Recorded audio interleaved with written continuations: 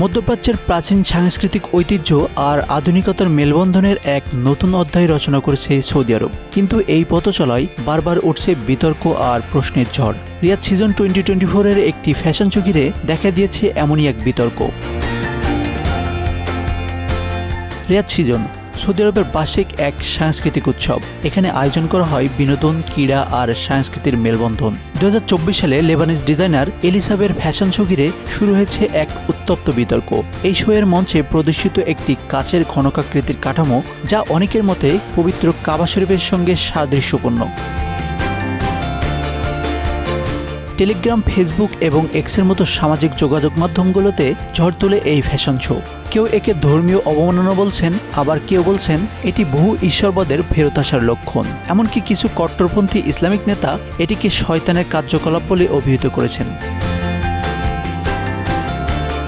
Saudi আরব এবং anti rumour authority দাবি করেছে, ফ্যাশন শোতে প্রদর্শিত কাঠামোটি কেবলমাত্র একটি কাচের ঘনকাকৃতির শিল্পকর্ম, যার সঙ্গে কাবা শরীফের কোনো সম্পর্ক নেই। এটি একটি ভিত্তিহীন গুজব মাত্র। তবে এই ব্যাখ্যা সত্ত্বেও থামেনি বিতর্ক। কট্টরপন্থীরা এই ঘটনার জন্য সরাসরি সৌদি যুবরাজ মোহাম্মদ বিন সালমানকেই দায়ী করেছেন। তাদের দাবি, সৌদি আরবের এই সংস্কৃতির পরিবর্তন যুবরাজের নেতৃত্বেই হচ্ছে, যা ইসলামের মূল আদর্শের সঙ্গে সাংঘর্ষিক। কেউ কেউ আরও এক ধাপ এগিয়ে তাকে ইসলামের বিশ্বাসঘাতক হিসেবে অভিহিত করেছেন। গাজার মানুষ যখন যুদ্ধবিধ্বস্ত, লেবানন যখন সহিংসতার শিকার, তখন সৌদি আরবে নাচ, গান আর ফ্যাশন শোর আয়োজন কতটা নৈতিক? লন্ডন ভিত্তিক আরবি সংবাদপত্র রায় আল ইয়মের মতে, রিয়াদ সিজনের আয়োজকরা চলমান যুদ্ধকে সম্পূর্ণ উপেক্ষা করেছেন।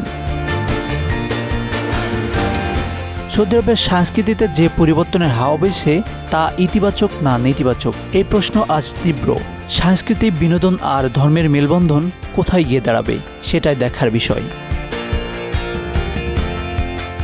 রিয়াদ সিজনের এই বিতর্ক আমাদের মনে করিয়ে দেয়, সংস্কৃতির পরিবর্তনের সঙ্গে সবার মনোভাব একরকম নয়।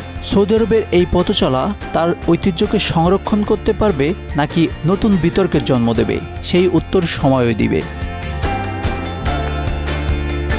ইতিহাস, ঐতিহ্য আর আধুনিকতার সংঘাতে রচিত হচ্ছে সৌদি আরবের এক নতুন অধ্যায়। কিন্তু প্রশ্ন থেকে যায়, এই পরিবর্তন কি সত্যিই তাদের পবিত্র আদর্শকে রক্ষা করছে?